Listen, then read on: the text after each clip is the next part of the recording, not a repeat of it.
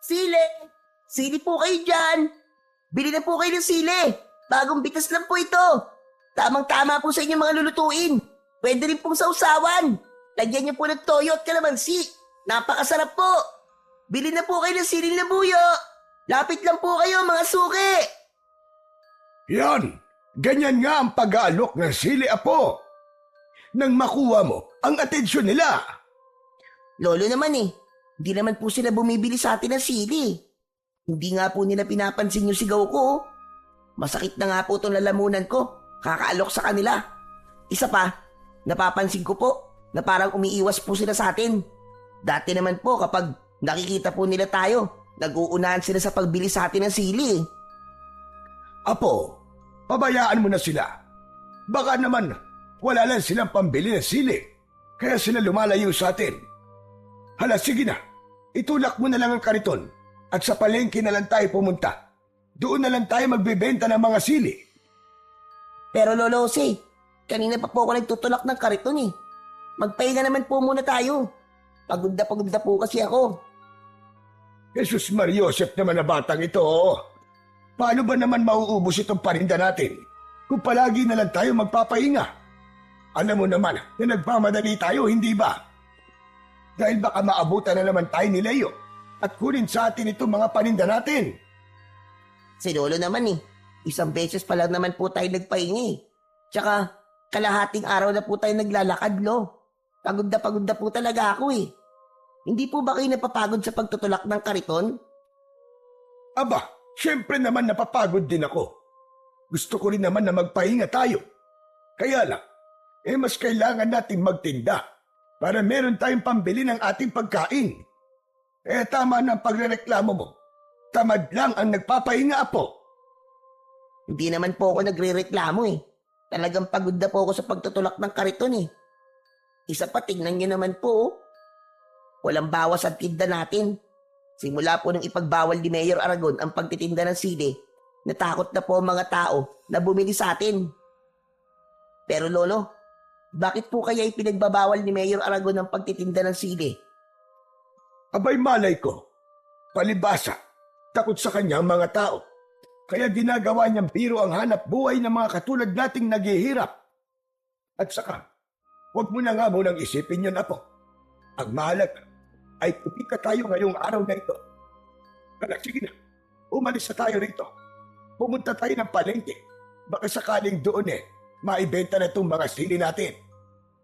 Pero Lolo Jose, kahit sa palengke pa po tayo pumunta, wala pa rin pong bibili sa atin ng mga sili. Kaya magpapagod lang po tayo. Umuwi na lamang po tayo sa bahay.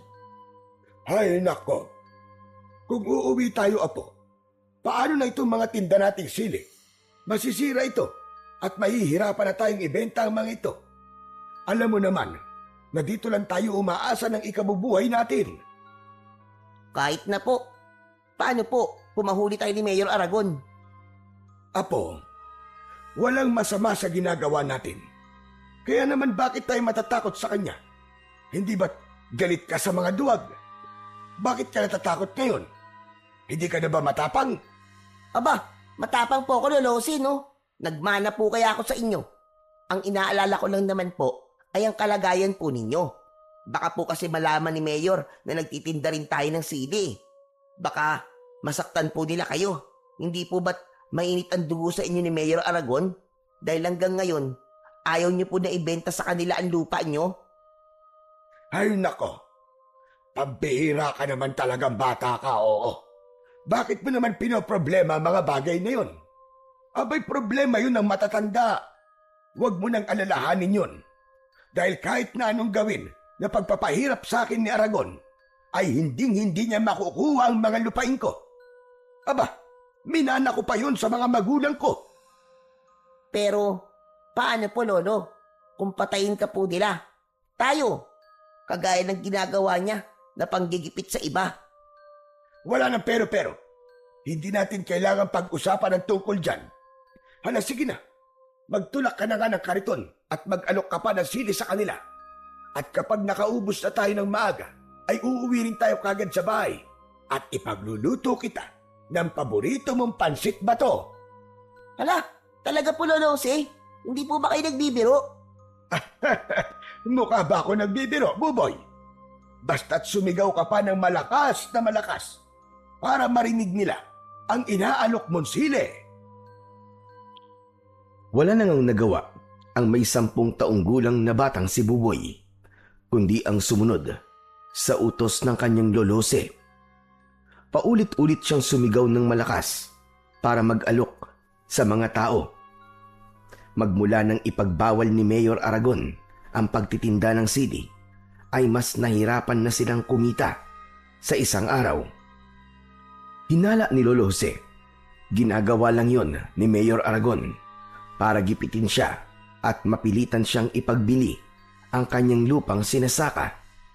Subalit nanindigan ang matanda na kahit na anong mangyari ay hindi nito ipagbibili ang lupang minanapa niya sa kanyang mga magulang.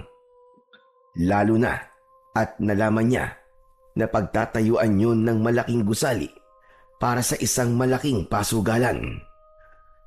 Batas ni Mayor Aragon ang nasusunod para silang mga preso sa loob ng baryo ng Garoma.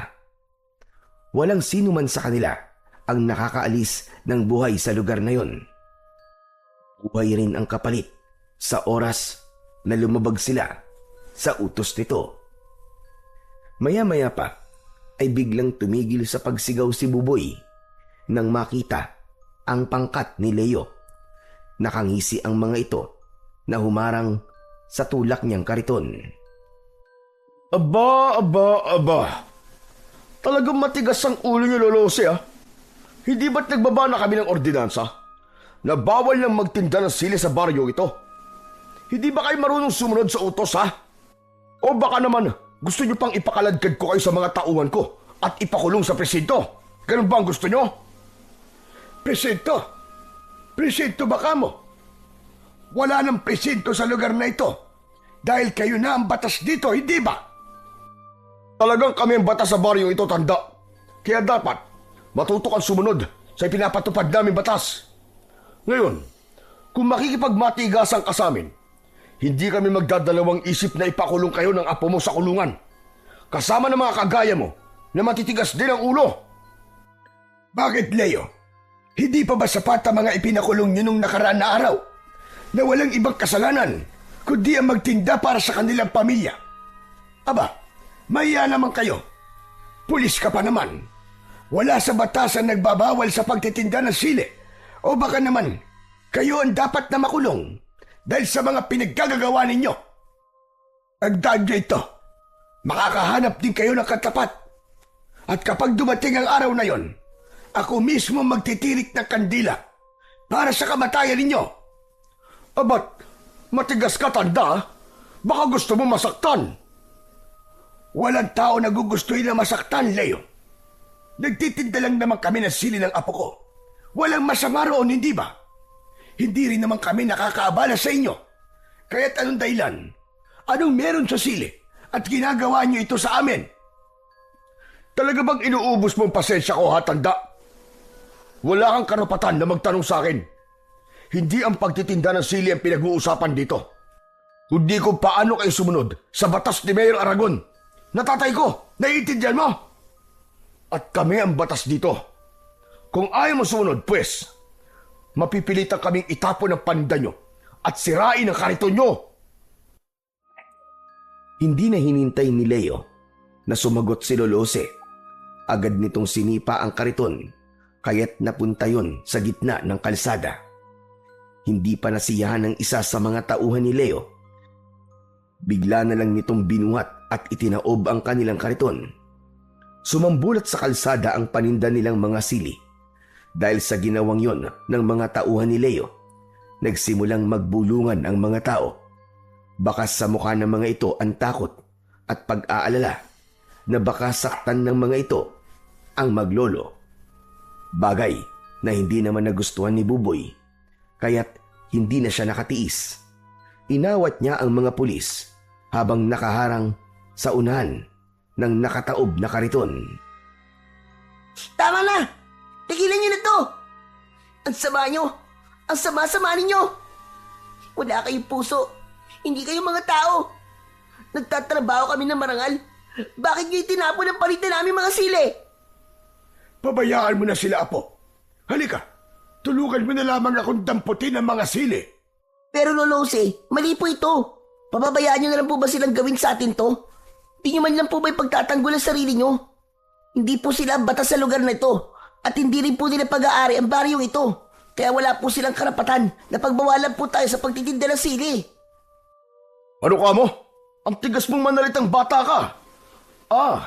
Baka gusto mong ikaw ang itaktak namin dyan sa kalsada. Huwag niyo sasaktan ang apo ko. Hindi na kami magtitinda ng sili. Maawa na kayo. Huwag niyo nang patulan ng bata. Lolo, wala po silang awa. Kaya hindi niyo po kailangan magbakaawa sa mga yan. Mga halimaw po sila, Lolo. Apo, tama na. Sige na, pulutin na natin ang mga sili. Huwag mo na silang intindihin. Ang mahalaga, hindi naman nasira ang ating kariton. Yumuko si Lolose para damputin ang mga nagkalat na sili sa kalsada. Kaya wala nang nagawa si Buboy, kundi tulungan na lamang ang matanda. Dala ng matinding awa, pumatak ang luha sa kanyang mga mata habang naririnig ang malakas na tawanan ng mga pulis na nakapalibot sa kanila. Hoy tanda, pagmasdan mo kung anong gagawin namin sa kariton nyo. Wala kasi akong tiwala na hindi na kayo magtitinda ng sili. Kaya't naisip ko, para hindi na talaga kayo makapagtinda, heto ang nararapat sa kariton nyo. Nanlaki ang mga mata ni Buboy nang paulanan ng mga ito ng bala ng baril ang kanilang kariton.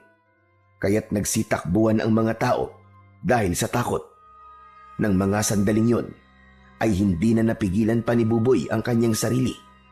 Hinawakan niya ang kamay ng isa sa mga pulis ni Leo at pilit na ibinaba ang hawak nitong baril. Nilambiti na niya ang braso nito at hindi pa siya nakontento. Kinagat niya ito sa kamay. Napasigaw ng malakas ang lalaki at muntik siyang barilin. Pabalyasan itong itinulak pero muli niya itong pinigilan. Tama na po! Maawa na po kayo sa kariton namin. Nakikiusap po ako. Wala po kami ginagawa masama sa inyo. Nagtitinda lang naman po kami ng sili. Ito lang po ang hanap buhay namin kaya parang awa niyo na po. Ibaba niyo na po ang mga baril niyo. Huwag niyo po sirain ang kariton namin. Nakikiusap po ako. Pabayaan mo na sila, Apo. May karma rin ang mga taong yan. Akala ko ba kanina, ayaw mo magmakaawa sa akin si Lolose. Dahil nasabi mo wala kaming awa. Tapos ngayon, ikaw ang naririnig ko nagmamakaawa sa akin? Pambihira. Parang gusto ko pa yatang matuwa sa ginagawa mo eh. Dahil ang kariton na yan ay mahalaga sa buhay ni Lolose. Kaya't nakikiusap po ako, Mang Leo. Huwag niyo na po sirain ang kariton namin. Pasensya ka na, bata. Pero wala akong awa eh. Wala akong pakialam sa kariton nyo. Isa pa, huli na para pigilan mo pa kami dahil nawasak na namin ang kariton nyo. Kung sa simula pa lang hindi na kayo nagmatigas, hindi na sana humantong pa sa ganito. Ang lagay eh, kasalanan pa namin ng apo ko ang nangyari sa kariton. Tatandaan ko ang araw na ito. Darating din ang parusa para sa inyo. Dahil sa sinabing yon ni Lolo Jose, mas lalong tumindi ang galit ni Leo.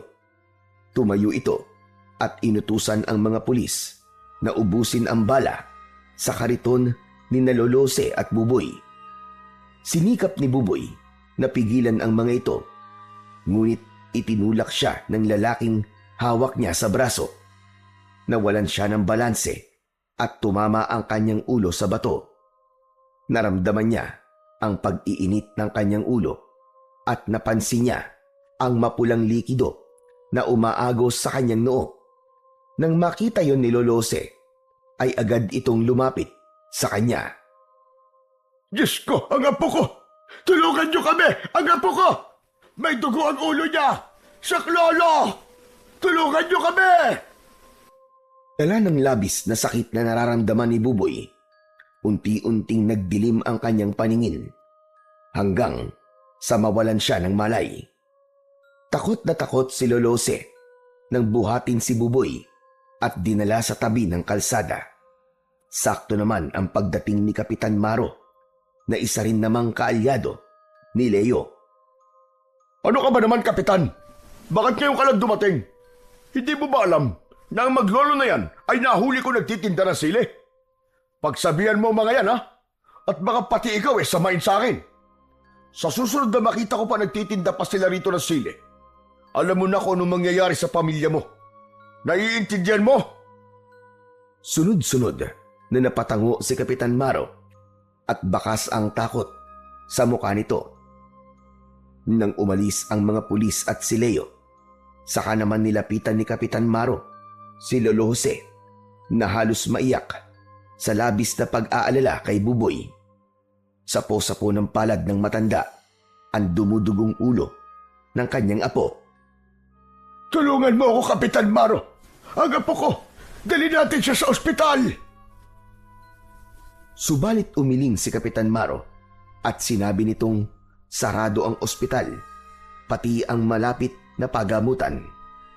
Siya na lang daw ang gumamot kay Buboy. Ang magagawa lamang daw nito ay ang ihatid sila sa kanilang bahay.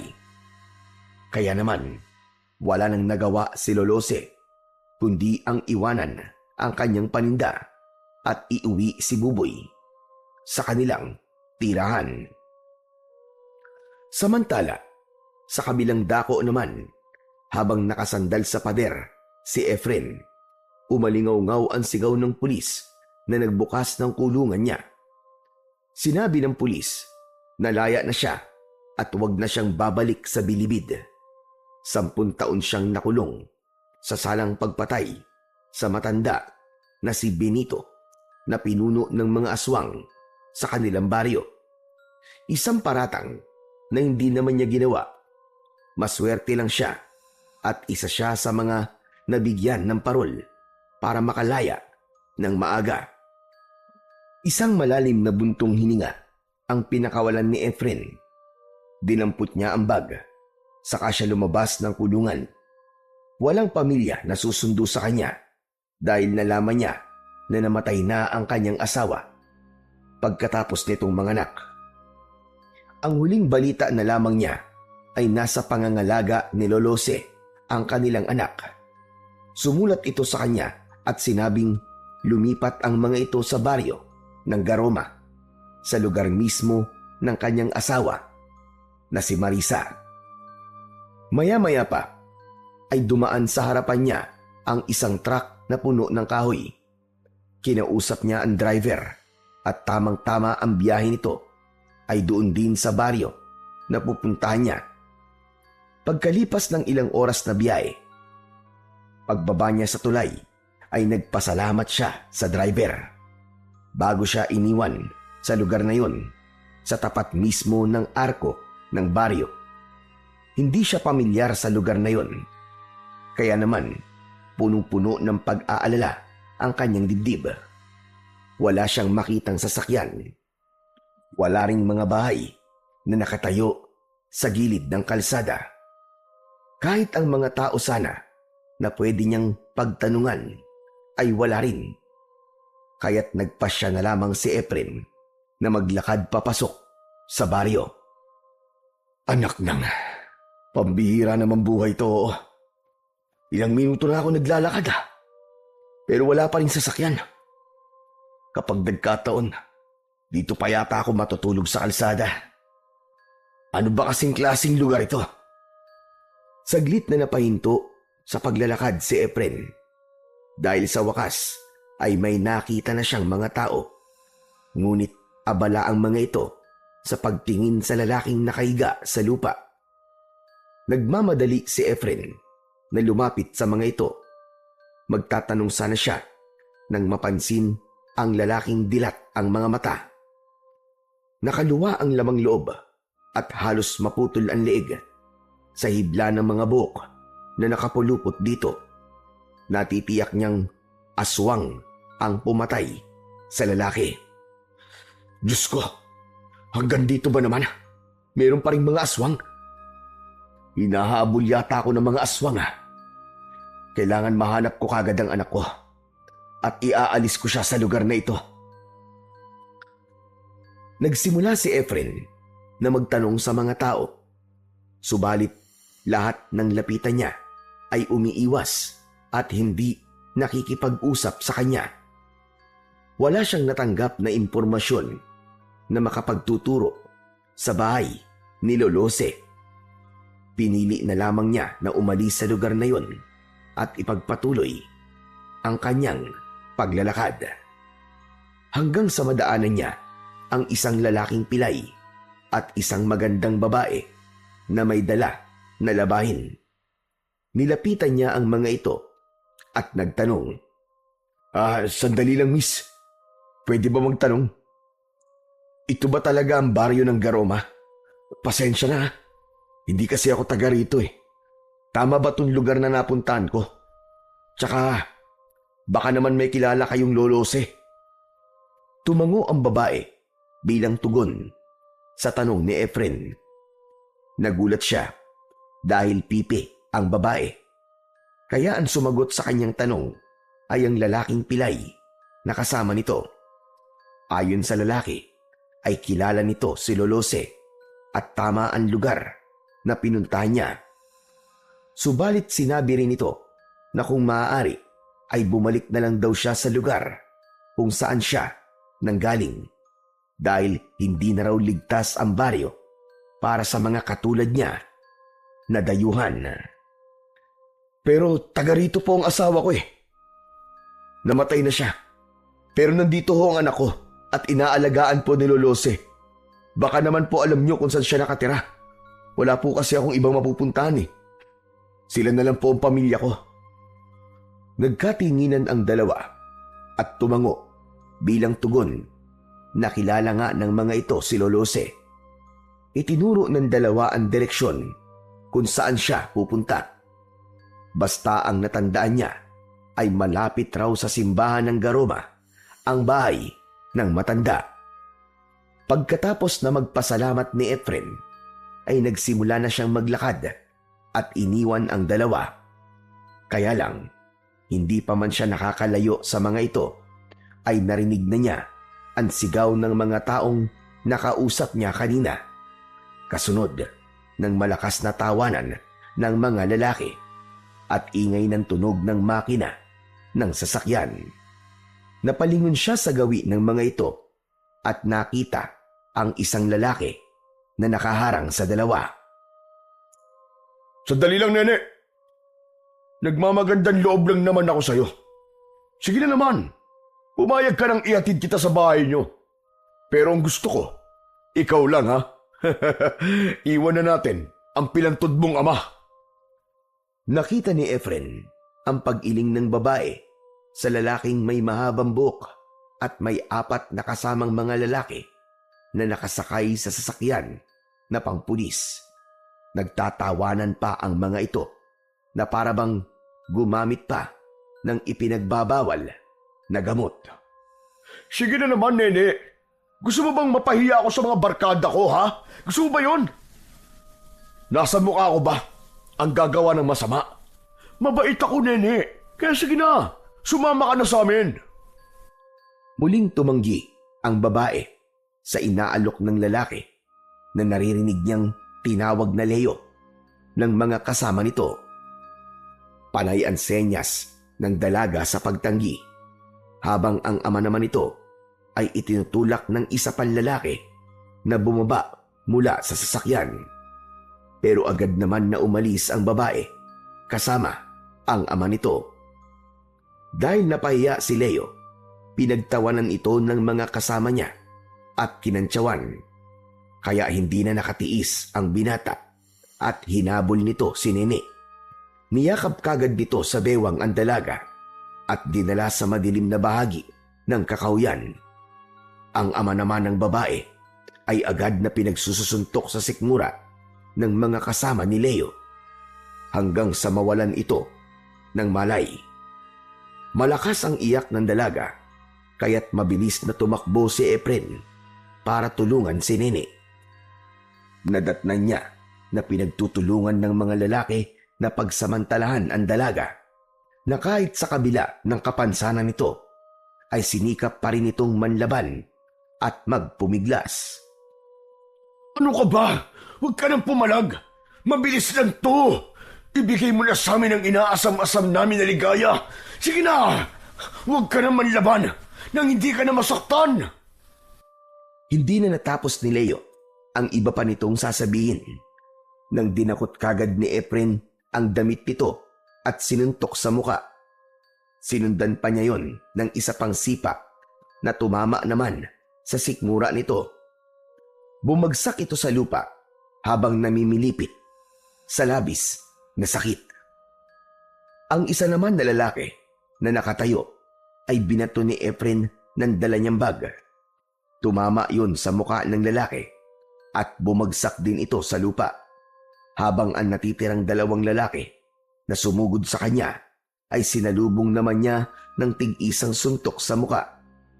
Bumagsak ang mga ito sa tabi ni Leo. Sakto yun na sinusubukan ni Leo na muling bumangon.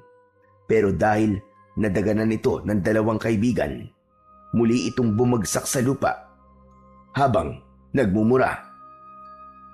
Lintik! Sino ba nakialam sa atin? Ano ba? Bumangon kayo! Suburin nyo! Uling umatake kay Efren ang mga tauhan ni Leo. Naiwasan niya ang suntok at gumanti siya ng sipa sa muka ng mga ito. Sa muling pagbagsak ng dalawa sa lupa, sumugod si Leo sa kanyang kinaroroonan, pero sinalubong niya ito ng isang suntok sa muka at isang sipa na tumama naman sa dibdib nito. Muli itong bumagsak sa lupa nang makita niya na hindi agad makakabangon ang mga ito. Sa kanya binalingan ang dalaga na umiiyak habang nakahiga sa damuhan. Inalalayan niya itong tumayo at inilayo sa mga lalaki. Sa sobrang galing ni Efren sa pakikipaglaban ay walang nagawa ang pangkat ni Leo. Sinubukan pa ni Leo na bumangon at dumukot ng liyabe sa bulsa, pero wala itong nagawa sa bilis ng paa ni Efren. Halos pasadsad sa lupa na muling bumagsak si Leo. Umalsik ang liyabe nito at hindi kagad nakabangon. Huhugot sana ito ng baril, pero maagang nasipa ni Efren ang kamay nito. Naagaw niya yon at itinutok sa muka ni Leo. Sige, subukan mo. Isang maling kilos mo lang, sambulat ang ulo mong hayop ka. Nakita ni Efren na dahan-dahan na rin na bumubunot ng baril ang mga kaibigan nito, pero agad na nagpaputok ng baril si Efren. Tumama yun sa lupa sa pagitan ng hita ng isang lalaki, kaya nahinto ang pagtatangka nitong lumaban. Isang pagkakamali nyo lang. Katapusan na maliligayang araw nyo, mga jablong buwang. Tignan ko lang kung magamit nyo pa yung mga kargada nyo kapag sinubukan nyo pang gumalaw. Sige, subukan nyo! Dahil sa bantang yun ni Efren, bumakas ang takot sa mukha ni Leo na natututukan niya ng baril sa mukha. Anak ng tutsa, oh! Ibaba nyo mga baril nyo! Kung ayaw nyong butasin ko ng bala ang mukha ng lalaking to, sige na, ibaba nyo na! Madali akong mangawit at nervyoso ako. Baka mamaya bigla akong makalabit to. Bricks! Roy! Mga lintik kayo! Ibaba nyo na ang mga baril nyo! Ano ba? Bilisan nyo! Baka mamaya biglang kalabitin ito ang gatilyo eh! Sakalang ibinaba ng mga lalaki ang hawak na baril at inihagis yun sa paanan ni Efren. Dinampot niya ang mga yon at matapang na hinarap ang mga ito. Hala, sige! Hubad! Maghubad kayo! Teka, sandali lang! Bakit po kami pinag-uubad? Ano ba pinabalak mo sa amin? Sinunod namin ang gusto mo ah! Huwag ka na magtanong! Basta maghubad kayo! Hubad! Sigurado ka ba sa sinasabi mo, Brad? Baka hindi mo nakikilala kung sino binabangga mo. Wala akong pakialam kung sino ka pa. Basta maghubad ka. Kung ayaw mong pasabugin ko ang bao ng ulo mo, tsaka yung ulo mo sa baba, Ano? Bilis! Hubad! Wala nang nagawa sina Leo, kundi ang sumunod sa utos ni Efren. Isa-isang hinubad ng mga ito ang kani-kanilang mga damit. Pagkatapos ay gumawa ng bag si Efren na yari sa dahon ng lipa. Isang uri iyon ng dahon na makati kapag napapadikit sa balat. Nang matapos siya sa kanyang ginagawa, ay iginapos niya sa baging ang kamay ng mga ito. Saka itinali sa sasakyan at dinala sa istasyon ng mga pulis. Nang tumigil sila sa tapat ng presinto, galit na nagbanta si Leo. Hayop ka! Pagsisisihan mo ginawa mong ito. Gagawin kong impyerno ang buhay mo! Matagal ng impyerno ang buhay ko. Hindi ako natatakot sa banta mo. Matagal na akong takot. Kaya sige, lakad! Isuko niyo ang mga sarili niyo at aminin niyo ang ginawa niyo kay Nene. Mapapahiya ka lang. Walang mangyayari sa pagdala mo sa amin dito. Kaya't simulan mo na magdasal. Dahil ito na ang magiging katapusan mo. Saad ni Leo habang namimilipit ito sa labis na kati. Napansin din ni Efren na namumula ang balat nito dahil sa mga pantal sa katawan. Maya-maya pa ay lumapit si Efren sa mga pulis na sumalubong sa kanila. Chief, magandang hapon po sa inyo. Nandyan po ba ang hepe nyo? Sumagot ang isang pulis na hindi naka-uniforme, ngunit may baril at tsapa sa bewang. Sinabi nitong nasa loob ng presinto. Sinamahan sila nito sa loob kasama si Nene at nadatnan niya ang lalaking nakaupo sa lamesa. May hawak itong papel habang seryosong nakatingin doon. Narinig niya na binanggit nito ang lupa ng mga taong hindi pa rin umaalis sa lupang pag-aari nito. Biglang natigil ito sa pagbabasa nang tumingin sa gawi ni Efren. Oh, ano yon? Anong kailangan nyo? May mga nahuli po ako mga lalaki. Muntik pong pagsamantalaan si Nene. Balak po sana niya magreklamo. Gusto niya po na makausap si Hepe.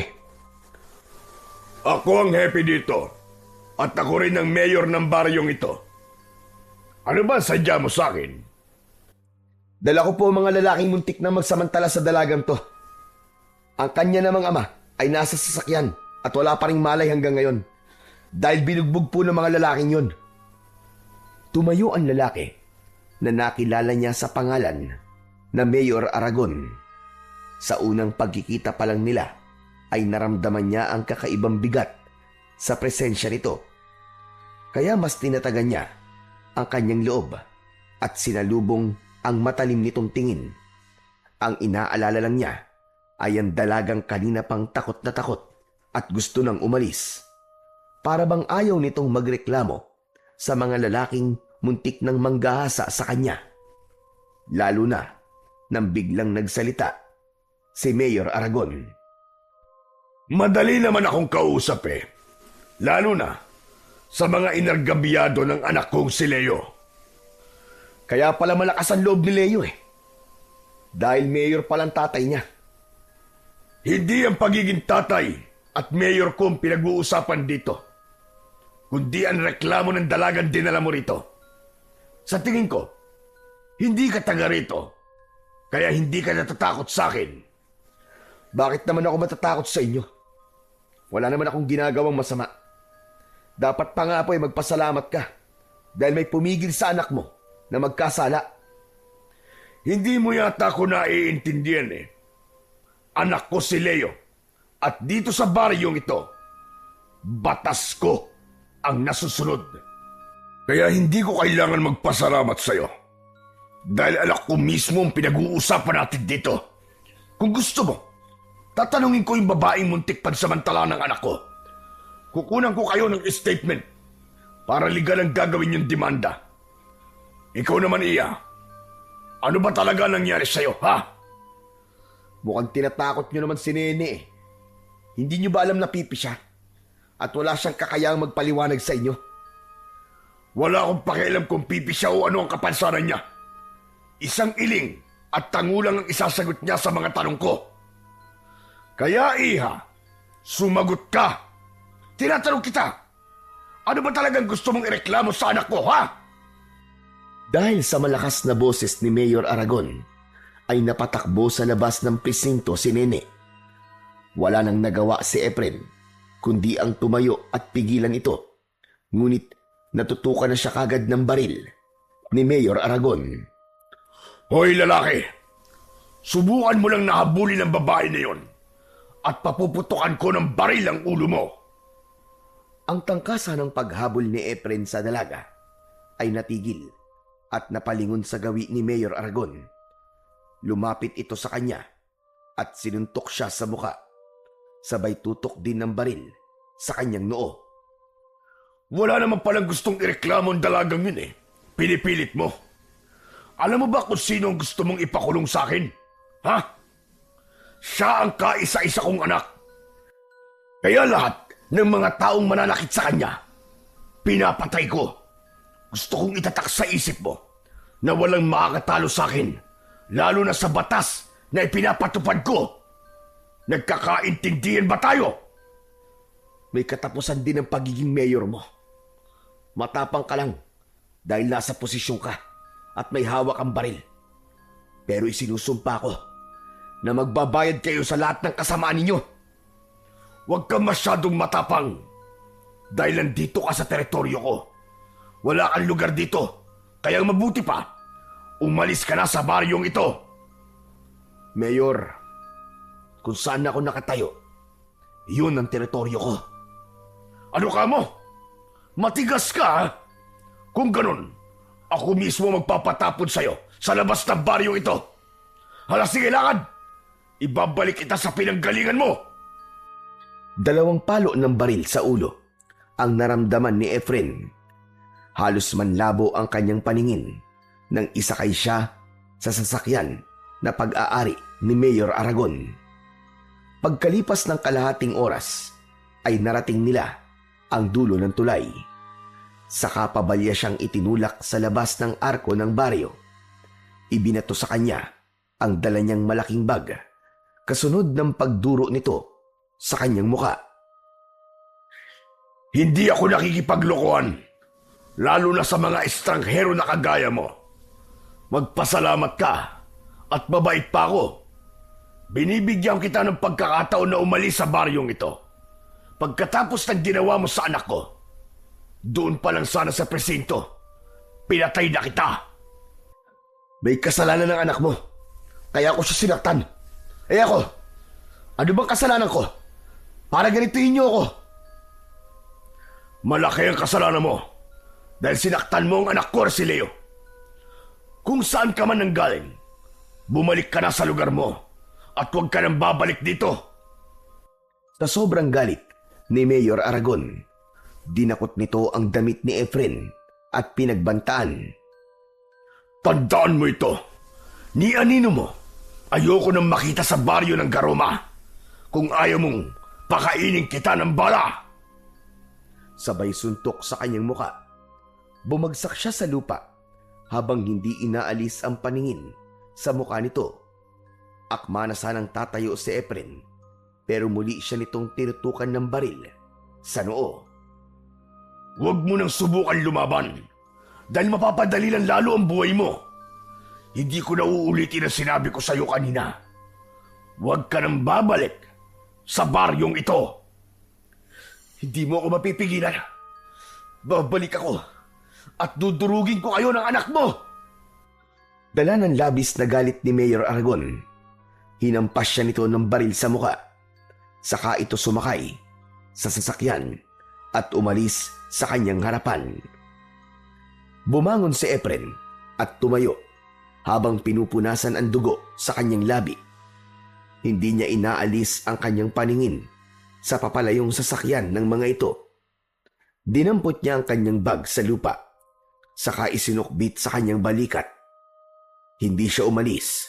Sa halip, bumalik siya sa baryo ng Garoma. At dahil nilakad lamang niya ang kalsada, naabutan na siya ng pagdilim sa daan. Tanging ang liwanag lang ng buwan ang nagsisilbi niyang tanglaw sa dinaraanan niya. Maya-maya pa ay bigla siyang nakarinig ng tunog ng pag-angil. Sa unahan yun ng daan. Ganun na lamang ang panlalaki ng kanyang mga mata nang makita ang isang nilalang na nakaupo na nakatalikod sa kanya. Lumulutang ang buhok habang abala ito sa paglantak sa katawan ng isang babae. Kitang-kita niya ang pagkikisay ng paa ng biktima. Mabilis niyang dinukot ang bote ng langis na may dinikdik na sili sa kanyang bulsa. Nilapitan niya ito at agad na binuhusan. Nagulat ito at napatayo na humarap sa kanya habang umuusok ang katawan. Yan ang nararapat sa'yo, halimaw ka! Lumayo ka sa babaeng yan! Dahil sa labis na sakit, ay napasigaw ang aswang at nagmamadaling umalis. Yun nga lang, dala nito ang katawan ng biktima. Hindi na naabutan pa ni Efren ang nilalang na tumakas dahil masyadong madilim ang daan. Kaya nagmamadaling umalis sa lugar na yon si Efren. Pagkalipas ng ilang minuto, ay narating niya ang sentro ng baryo ng Garoma. Nakita niya na marami pa rin tao sa daan, kaya hindi siya nahirapan na magtanong kung nasaan ang bahay ni Lolose. Ngunit nabigo siyang makatanggap ng maayos na sagot sa mga ito. Kaya sa uli, sa simbahan siya pansamantalang nakituloy at nagpalipas ng gabi. Samantala, sa bahay naman ni Lolose ay nagising si Buboy. Bumangon siya at hinawakan ang ulo na may benda. Inilinga niya ang kanyang paningin sa paligid. Napansin niyang madilim na sa labas. Maya-maya pa, bumukas ang pinto. Pumasok si Lolose na may dalang pagkain. Buboy, Apo! Mabuti naman at gising ka na. Kumusta na ang pakiramdam mo, Apo? Ayos na po ako, Lolose. Medyo masakit lang po ang ulo ko. Ano po bang nangyari? Ayun, nawalan ka ng malay kanina. Mabuti na lamang at mababaw lang ang sugat mo sa ulo. Pasensya na po kayo, Lolose, ha? Oh, bakit ka naman humihingi ng pasensya? Kasi po, hindi ko kayo naipagtanggol kanina eh. Tapos, yun nga, nawalan pa po ako ng malay. Nakakahiya po sa inyo.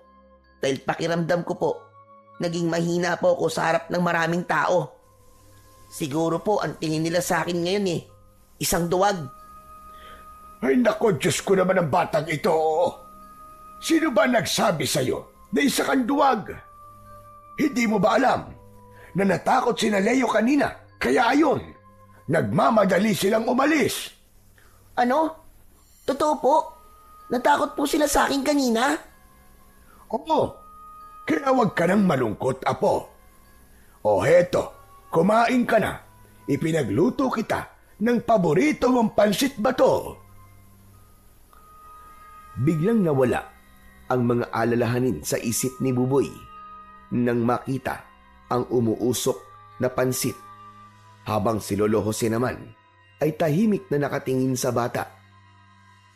Pagkalipas ng ilang sandali ay biglang narinig ng matanda ang boses ng lalaki na nagtatawag sa labas. Nagpaalam sa kanya si Lolose at hinarap nito ang tao sa labas. Mula sa loob ng silid ni Buboy ay dinig na dinig niya ang pinag-uusapan ng mga ito. Naghatid ito ng masamang balita na pinatay raw ang mag-asawang abogado. Natagpuan daw ang lalaki sa gilid ng kalsada. Wakwak ang tiyan. Nagkalat ang laman loob sa paligid at nasasakal ng mahabang buhok sa leeg. Habang ang babae naman ay hindi pa raw natatagpuan dahil sa dugo na nagkalat sa lupa. Kaya naman natitiyak na raw ng mga tao na patay na rin ito. Napakuyom ang kamay ni Buboy nang marinig ang sinabi ng lalaki kay Lolose at bumakas ang galit sa kanyang muka. Madalas nang napapabalita ang sunod-sunod na pag-atake ng mga aswang sa kanilang baryo. Hinala ng lahat ng mga tao na kagagawan daw yun ni Mayor Aragon na may alagang mga aswang para patayin ang lahat ng kumakalaban dito. Dahil doon, hindi na napigilan ng matanda ang labis na galit. Mga demonyo! Demonyo talaga! Talagang sagad na sa buto kasamaan ng hayop na mayor na yan. Tipunin mo mga kasama natin bukas. Kailangan na natin pagplanuhan ng maigi ang pagpapatalsik sa alkalde na yan. Bago pa nila tayo maubos, kailangan mapatay na rin natin ang mga alagad niyang aswang. Narinig ni Buboy ang pagtugon ng lalaking kausap ni Lolose. Nagpaalam na ito sa matanda, kasunod ng yabag ng paa, papalapit sa kanyang kwarto. Maya-maya pa ay pumasok ito sa loob. Wala na nag-iisang tagapagtanggol natin, Apo. Pinatay na kagabi ng mga aswang. Diyos ko, nag-aalala ko na baka isang araw ako naman ang guluhin ng mga aswang na yun. Ipagbili ko na lang kaya ang lupain ko, Apo. Huwag po, Lolosi. Ito na lang po natitirang alaala nyo sa mga magulang nyo, di po ba? Ipaglaban nyo po ang karapatan nyo. Huwag po kayo matakot sa kanila. Hindi naman ako natatakot sa kanila. Nag-aalala lang ako sa kaligtasan mo. Huwag nyo po akong alalahanin. Naniniwala po ako na walang mangyayaring masama sa akin, Lolo. Kaya po natin to. Ang pagpupulong nyo bukas at hanggat kaya nyo pong lumaban, lumaban po kayo. Isang malalim na buntong hininga ang pinakawalan ni Lolose, sabay sulyap sa isang tungkod na may talim sa dulo. Nakasabit yon sa dingding, nagawa sa sawali.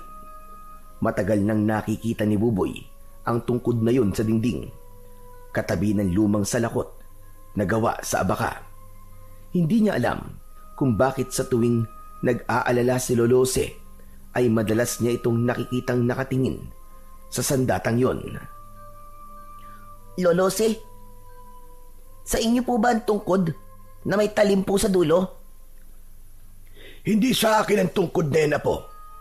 Pag-aari yan ng isang dating manunugis ng mga aswang na iniligtas ko sa kamatayan. Alam mo bang, mahusay rin siyang magtanim at magtinda ng sili. Magaling din siyang makipag-usap sa mga tao. Sayang lang at nakulong siya. Kung nandito lang sana siya, may makakatapat na ang mga aswang at si Aragon. Kung ganun po, matapang po pala ang manunugis na yun, Lolose. Bakit naman po siya nakulong? Ano pong kasalanan niya? Inako niya ang kasalanan ng iba. Siya ang naabutan ng mga pulis. Bumalik kasi sa dating anyo ang aswang na yon. Kaya inakala ng mga pulis na tao ang pinatay ng manunugis. Kung ganun po, nakakulong pa rin po siya hanggang ngayon. Tama ka, Apo. Ay nako, huwag na nga natin pag-usapan ang tungkol sa kanya. Nalulungkot kasi ako kapag naaalala siya. O siya, sige na. Matulog ka na. At maaga pa tayong pupunta sa simbahan bukas. Mag-aalay tayo ng dasal sa 10 taon na pagkamatay ng nanay mo. Hala, muntik ko na po makalimutan. Kaya nga, magpahinga ka na at matutulog na rin ako. Napapailing na umalis si Lolose sa loob ng kanyang silid. Isinara nito ang pinto, saka nagpahinga sa kwarto nito. Habang si Buboy naman ay muling nahiga at ipinikit ang mga mata hanggang siya ay makatulog. Kinabukasan ay maagang nagising ang maglolo. Umalis sila at tinahak ang daan papunta sa simbahan. Samantala, sa simbahan naman ay nagising si Efren nang marinig niya ang pagsisimula ng misa. Nasa ilalim siya ng bangko sa likod ng altar, kaya hindi siya napansin ng mga tao doon. Inayos niya ang kanyang sarili at bumangon. Pagkatapos ay lumapit sa mga nakaupong mga tao at nakinig sa sermon ng pari. Inilinga niya ang kanyang paningin at bigla niyang nakita si Mayor Aragon kasama ang anak nito na si Leo. Nakaupo ang mga yon sa likod na bahagi ng simbahan, nakayuko na parabang mga banal. Nakuyom niya ang kanyang kamao at maingat na lumabas ng simbahan. Humantong siya sa tirikan ng kandila kung saan ay nakita niyang may isang bata at matandang lalaki na nakatayong patalikod sa kanya. Nakayuko ang ulo ng mga ito habang nakaharap sa nakasinding kandila. Biglang sumagi sa isip ni Efren na yun ang araw ng kamatayan ni Marisa, kaya naisip niya na ipagtirik ng kandila ang asawa. Ale, pabili nga po ng kandila, isa lang ho. Ito po ang bayad ko. Ibinigay sa kanya ng babae ang kandila at tumabi siya sa dalawang nakatayo.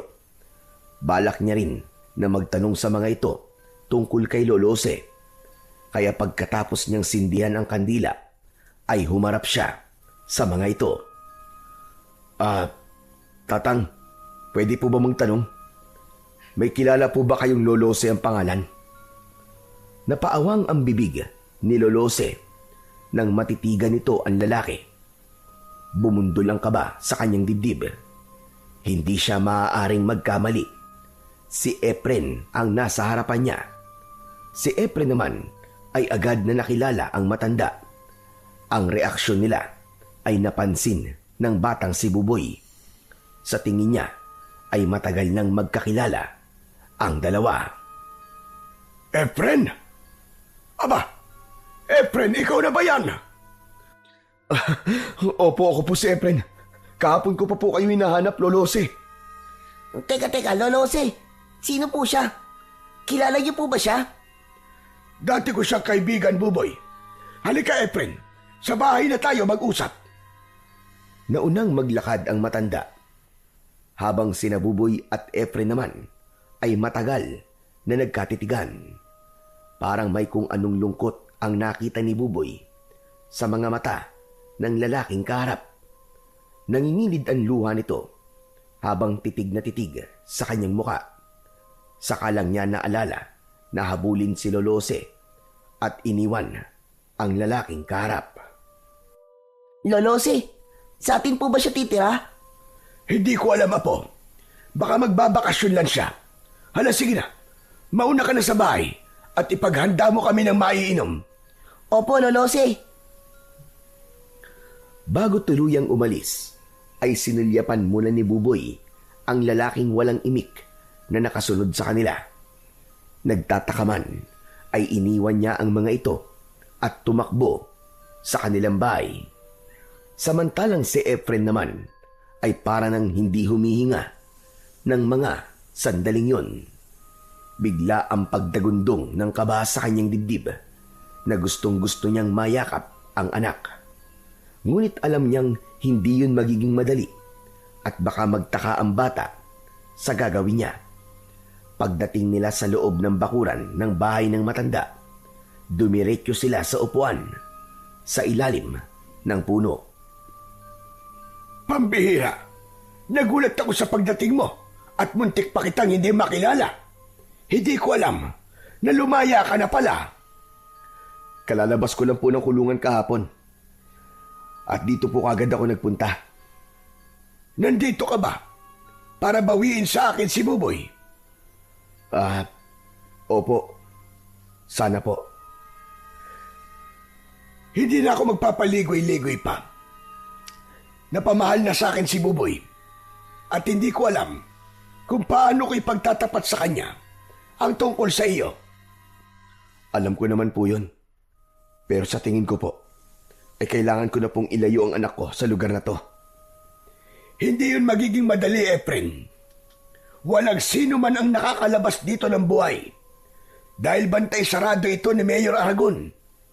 Lahat ng magtatangkad tumakas sa baryong ito ay ipinapapatay niya. Hindi nila maaaring gawin yun, Lolose.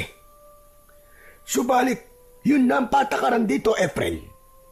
Kaya hindi nagawang umalis ni Marisa sa lugar na ito.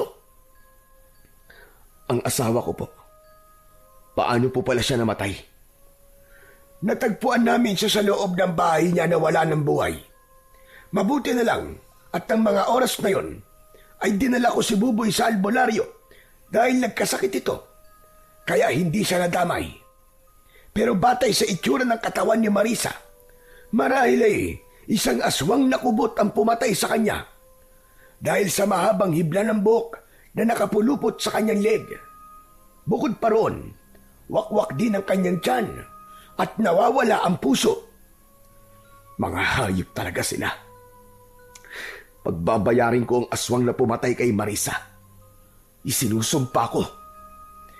Efren, marami ng pinatay ang aswang. Kailangan namin ng kagaya mo para mabigyan mo rin ng hustisya ang nangyari sa asawa mo. Nakahanda po akong tumulong, Lolose. Nag-aalala lang po ko para kay Buboy. Baka malaman niya ang nangyari sa kanyang ina. Kaya nga, hanggang ngayon ay hindi ako nagkikwento tungkol kay Marisa. Pero hindi magtatagal, malalaman at malalaman niya rin ang tungkol sa nangyari sa kanyang ina. Mas mabuti po na kung wala muna siyang malalaman tungkol sa nangyari kay Marisa. Hindi niya pa po maiintindihan ng lahat. Masyado pa siyang bata. Habang nag-uusap, sina Lolo Jose at Efren ay nakasilip naman sa bintana si Buboy. Dala ang 2 baso ng kape na iaabot niya sana sa mga ito. Kaya lang ay nakita niyang seryoso ang pinag-uusapan ng dalawa. Hindi kaya siya ang kaibigan ni Lolo Jose? Siya kaya ang nagmamay-ari ng tungkod na may talim sa dulo? Naku, kapag nagkataon, meron na magtatanggol sa amin ni Lolo Jose. Kung ganun, matapang pala siya. Bumakas ang tuwa at pag-asa sa mukha ni Buboy nang maisip niya ang bagay na yon. Maya-maya pa ay ibinalik niya muna ang tasa sa loob ng kanilang kusina at hinayaan niyang mag-usap ang mga ito sa labas. Samantala, hindi naman mapakali si Efren nang marinig ang sinabi ni Lolose. Kung namatay ang asawa ko sa lugar na to, hayaan niyo po ako manatili sa bahay niyo. Paano ang plano mong pagkuha sa anak mo? Sa ako na po iisipin yun. Ang mahalaga sa ngayon, mabigyan ko ng hustisya ang nangyari sa asawa ko. Lolose, ipakilala niyo po ako sa anak ko bilang kaibigan niyo. Mananatili mo ng lihim ang pagkatao ko sa kanya. Sige, ikaw ang bahala. Pero sikapin mo muna na hindi mahalata ng mga kalaban ng totoong pakay mo sa pananatili mo sa baryong ito. Huwag po kayo mag-alala. Hanggat kaya ko, ay hindi ako lilikha ng gulo. Gagawin ko ang lahat para hindi kayo mapahamak. Lalong-lalo na po ang anak ko. Mabuti naman kung ganun. Ano na ang plano mo ngayon, Efren? Magtitinda po ako ng sili. Tutal, yun naman po ang dati kong hanap buhay. Habang ginagawa ko po yun, magmamatsyag ako sa mga tao sa baryo. Pero ipinagbabawal ng mga Aragon ang pagtitinda ng sili dito. Paraan nila yun para gipitin ako sa lupa at mapilitan akong ipagbili ito. Nakita mo ba na may benda ang ulo ni Buboy? Nakuha niya yon habang nagtitinda kami ng sili ng anak mo. Tauhan ni Leo ang may gawa nun sa kanya. Pati anak ko pinatulan nila. Anak ng teteng. Humanda talaga sila. Hindi magtatagal. Malapit ko ng putuli ng mga sungay nila. Dahil sa ginawa nila sa anak ko. Mas lalo ko silang gagalitin. Pero baka mapahamak naman lalo ang apo ko. Magtiwala po kay Lolose. Ako na po ang bahalang gumawa ng paraan. Isang plano ang nabuo sa isip ni Efren at lihim na sumulyap sa bintana ng bahay ng matanda. Alam niya na kanina ay nakasilip doon si Buboy. Hindi rin niya sinabi kay Lolose na una niyang nakaharap si Leo, kaya natitiyak niyang kaya niyang labanan ang mga ito. Bukod pa roon, hindi alam ng matanda na habang nakakulong siya ay may isang matandang salamangkero ang nagturo sa kanya ng karunungang itim na nagbibigay bisa sa lason ng kahit nanong bagay na gamitin niya sa ritual. At naisip niya na sili ang gamitin niyang lason sa mga aswang. Ang kailangan lang niya ay maibenta ang mga sili sa mga tao bilang bahagi ng pagsasagawa niya ng ritual. Magagawa niya lang yon sa tulong ni Buboy dahil kabisado na nito ang lugar. Ang mabuti pa, pumasok na tayo sa loob ng bahay para naman makapagpahinga ka na. Naunang pumasok sa loob ng bahay si Lolose. Saka sumunod si Efren. Bumungad sa kanya ang loob ng bahay. Nakita niya ang larawan ni Marisa. Muling bumakas ang galit sa mukha ni Efren nang maalala ang kwento ni Lolose tungkol sa nangyari sa kanyang asawa. Samantala, mula naman sa loob ng silid ni Buboy ay dinig na dinig niya ang yabag ng mga paa ng mga ito. Papasok sa loob ng kanyang silid. Nakita niya ang dalawa na nakatayo sa pintuan. Buboy Apo, halika. Doon ka muna sa kwarto ko matutulog. Dito muna si Efren sa silid mo. Sige na, dalin mo na ang mga gamit mo doon. Ang ibig niyo po sabihin, Lolose, dito na po titira si Kuya Efren? Parang may kutsilyong tumusok sa puso ni Efren nang marinig niya ang sinabi ng kanyang anak na si Buboy. Hindi ako magtatagal dito. May kailangan lang akong gawin. Siya nga pala. Gusto mo bang sumama sa akin sa pagtitinda ng mga sili? Nag-aalalang napatingin si Buboy sa muka ni Lolose na seryoso rin na nakatingin sa kanya. Lolo, hindi niyo po ba sila sabi kay Kuya Efren na bawal po dito ang magtinda po ng sili? Alam na niya, Apo. Kaya lang, hilig niya talaga ang paglalako ng sili. Isa pa, gusto niyang malaman ang lahat ng pasikot-sikot sa lugar na ito. Hindi naman ako makakasama sa inyo dahil walang maiiwan dito sa bahay. Isa pa, huwag kang mag-alala. Magaling humanap ng paraan si Efren. Maabilidad siya. Paano po si Mang Leo? Ang mga pulis nila na mananakit po sa amin kapag nahuli niya kaming nagtitinda ng sili.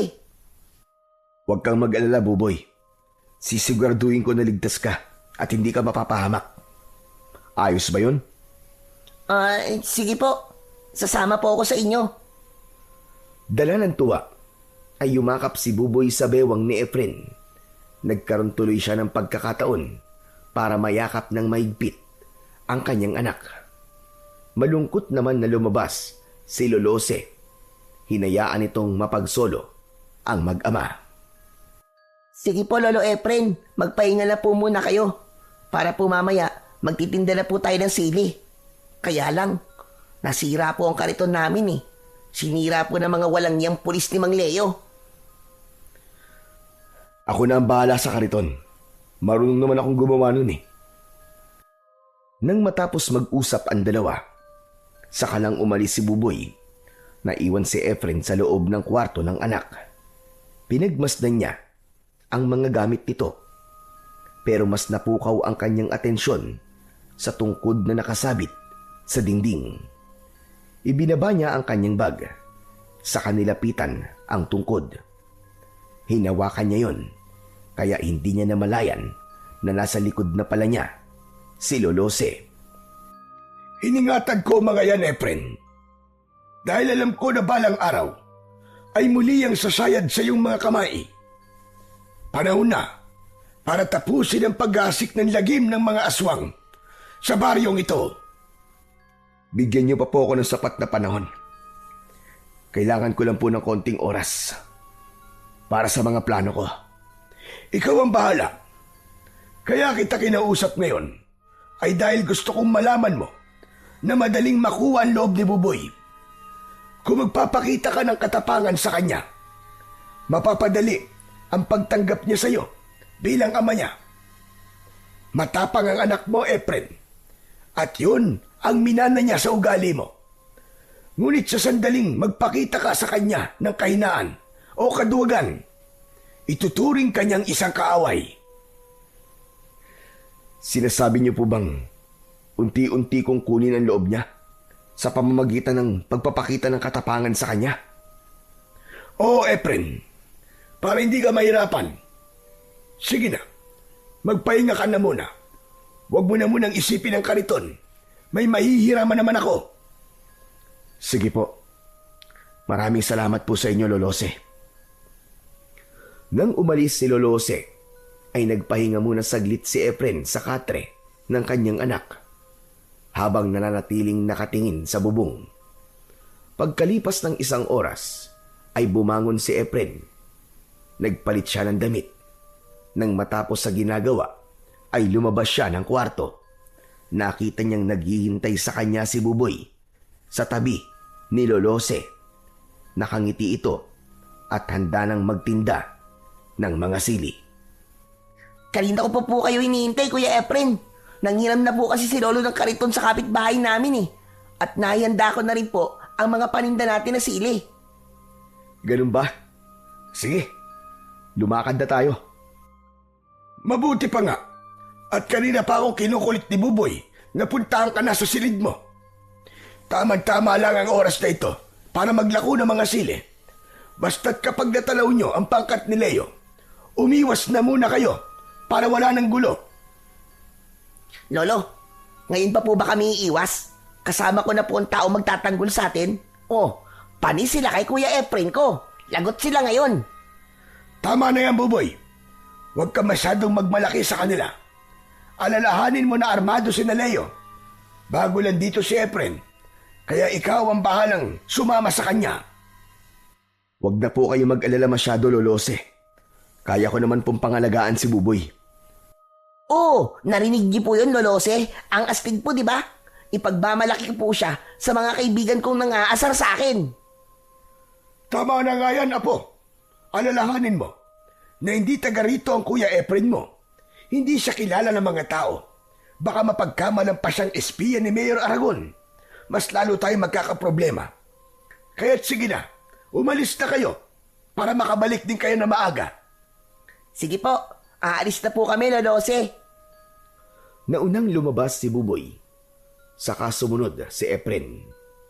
Nakita nila kagad ang kariton na may kalumaan na at sa loob ay nakalagay ang 3 basket ng sili. Saka magkakasabay nilang itinulak ang kariton. Sa unahan pa lang ng daan ay pinagtitinginan na sila ng mga tao. Nagtataka si Efren kung bakit gano'n na lang ang pag-iwas sa kanila ng mga tao. Pasensya na po kayo, Kuya Efren, ha? Hindi ko pala nasabi sa inyo na takot po ang mga tao na bumili ng sili. Ayaw po kasi nilang lumabag sa batas po ni Mayor Aragon. Hindi maaari. Kailangan mapilitan sila na bumili sa atin ng sili. Kahit 5 tao lang na magbibigay ng barya kapalit ng sili. Bakit po natin sila pipilitin, Kuya Efren? Ano po bang gagawin niyo po sa barya? Sa ako na lang sasagutin ang mga tanong mo, Buboy. Sa ngayon, magtiwala ka lang sa akin. Sige na, maglako na tayo ng sili. Alokin mo silang lahat. Agad naman nasunod sa utos ni Efren si Buboy. Kaya umalingaw-ngaw ang malakas nitong sigaw. Sili! Sili po kayo dyan!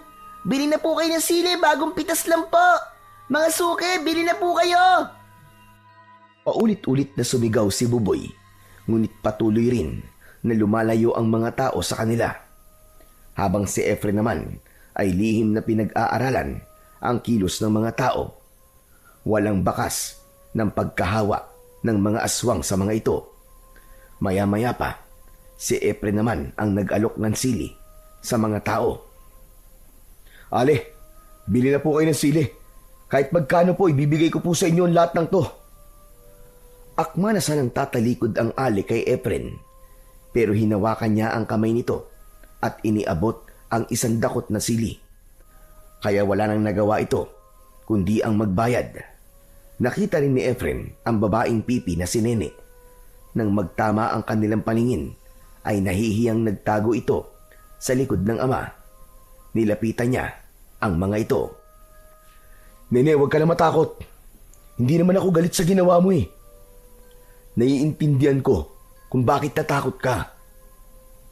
Huwag mo lang isipin ang mga nangyari. At teka, siya nga pala. Nahanap ko na pala si Lolose. Salamat sa inyo ni Mang Pidring ha. Dahil sa sinabing yun ni Efren, bumili ang mga ito ng sili sa kanila. Mabilisan ang kanilang ginawang pagpapalitan. Kaya ang mga nakakitang tao ay mabilis din na lumapit sa kanila at bumili rin ng mga sili. Makakatulong po sa inyo mga sili. Kung totoo pong may aswang na kubot sa lugar na to, malakas na pangontra ang sili sa kanila. Dahil sa mga sinabi ni Efren, nagunahan sa pagbili ng mga sili ang mga taong naroroon, habang si Buboy ay hindi makapaniwala na ganun kabilis mauubos ang kanilang paninda. Mahusay sa pakikipag-usap ang kaibigan ng kanyang lolo. Kaya naman, ginanahan na rin siya sa paglalako. Nang konti na lang ang natitira sa basket, ay hindi nila inaasahan. Nahihintuan sila ng sasakyan ng mga pulis at nagmamadaling bumaba mula roon ang 4 na lalaki kasama si Leo. Sa una ay hindi nito napapansin si Efren at si Buboy kagad ang nilapitan nito. Agad na dinakot ni Leo ang damit ni Buboy. Ang tigas talaga ng pagmumukha mong bata ka no? Hindi ba't sinabi kong hindi ka na magtitinda ng sili sa baryo ito? Hindi ka ba talaga marunong madala, ha? Hoy, bitiwan mong bata, pare. Wala siyang laban sa'yo. Dahil sa pagkakahawak ni Efren sa kamay ni Leo, ay nabaling ang atensyon nito sa kanyang muka. Hindi nito kagad naalala ang muka niya, pero nang lumapit ang isa sa mga kaibigan nito at sinabi na si Efren ang taong bumugbog sa kanila, biglang bumakas ang galit sa muka ni Leo. Kaya nalaman ni Buboy na talaga palang matapang si Efren. Binitiwan ni Leo si Buboy at dinakot nito ang suot na damit ni Efren. Sandali! Tutukan nyo ng baril ang batang yan. May gusto lang akong ipamukha sa hayop na ito. Tignan mo nga naman ang swerte, ano? Kung talagang para sa'yo, kusang lumalapit sa'yo. Pagkatapos magsalita ni Leo, ay 2 suntok kagad ang tumama sa muka ni Efren habang binunutan siya ng baril na nakatutok sa kanyang noo. Hindi makaganti si Efren dahil hawak si Buboy ng mga tauhan ni Leo.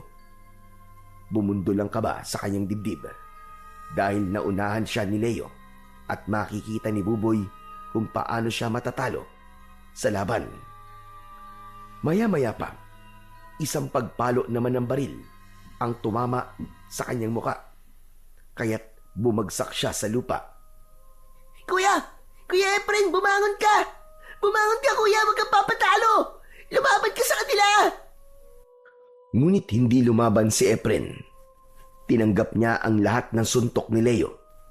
Lumapit na rin ang 2 kasama ni Leo at pinagtulungan siya ng mga ito na bugbugin sa harap ng batang si Buboy at ng mga taong nagulat sa mga nangyari. Habang ang isang tauhan ni Leo ay nakatutok pa rin ang baril sa sintido ni Buboy. Konting pagkakamali lang niya, buhay ng kanyang anak ang nakataya. Ano? Siraulo kang hayop ka? Matapag ka? Yung dahon na ipinambalot mo sa akin, punong-puno ng langgam. Ngayon, tignan naman natin kung sino ang lalanggamin ngayon. Isang suntok sa dibdib ang tumama kay Efren. Ganon din ang ginawa sa kanya ng iba pa nitong mga kasama. Umubo siya ng pagkalakas-lakas na may kasamang dugo. Hanggang sa dumugo na rin ang labi at ilong ni Efren. Isang bagay na masakit para sa kanya. Lalo na nang magtama ang kanilang paningin ni Buboy. Baka sa mukha nito ang labis na pagkadismaya. Hindi pa nasiyahan si Leo at hinagis si Efren sa kariton. Kasama niyang bumagsak sa lupa ang mga natirang sili at kariton. Gumuhit ang sakit sa kanyang katawan at hindi niya magawang gumanti sa mga ito. Si Buboy naman, habang pinanonood niya kung paanong bugbugin ng mga tauhan ni Leo si Efren, umagos ang masaganang luha sa kanyang mga mata. Naniwala siya na matapang ito. Akala niya kaya siyang ipagtanggol nito, pero nagkamali pala siya. Parang gusto niyang maglaho ng mga sandaling yon. O ano? Tayo! Matapang ka, di ba? Lumaban ka! Ano? Nasaan ngayon ang tapang mong hayop ka? Akala mo, kalilimutan ko ang ginawa mo sa amin, hayop ka? Sige, tayo! Lumaban ka! Ipakita mo ang lakas mo! Laban! Bawat salita na lumalabas sa bibig ni Leo ay sinasabayan yon ng sipa sa tagiliran ni Efren. Ni hindi siya makapagsalita. Naramdaman niya na pumikit na ang isa niyang mata, kaya hindi niya na halos makita ang mga kalaban. Sumusuntok siya sa hangin, kasabay ng malakas na tawanan ng mga kasama ni Leo. Ano? Laban? Wala dyan ang kalaban mo! Nandito lang sa tabi mo! Dito! Ubod lakas na suntok sa dibdib ni Efren ang tumama mula sa kamao ni Leo. Tuluyan na siyang bumagsak sa lupa. Ano? Laban pa! Tayo! Magsuntukan tayo maghapon! Nasaan ang yabang mo ngayon, ha? Ano? Kaya mo raw ako eh! Ano? Halos mandilim ang kanyang paningin sa labis na sakit sa kanyang katawan. Hindi pa nakontento ang mga ito at hinampas pa siya ng baril sa likod. Kaya wala na siyang ibang paraan kundi palihim na usalin ang isang orasyon na magpoprotekta sa kanyang katawan. Kaya nang akma na sanang papaluin siya ng baril sa ulo, biglang nanigas ang kamay ng lalaking papalo sana ng baril sa kanya. May kung anong malakas na puwersang hindi nakikita na pumipigil sa kamay ng lalaki, kaya't bumagsak ito sa lupa. Inakala naman ni Leo na wala ng malay si Efren, kaya't iniwan siya nito na nakahiga sa lupa. Narinig na lamang niya ay ang malakas na pagharurot ng sasakyan ng mga ito papalayo sa kanya. Dala ng matinding awa ni Nene at Mang Pidring, inalalayan siya ng mga ito na tumayo.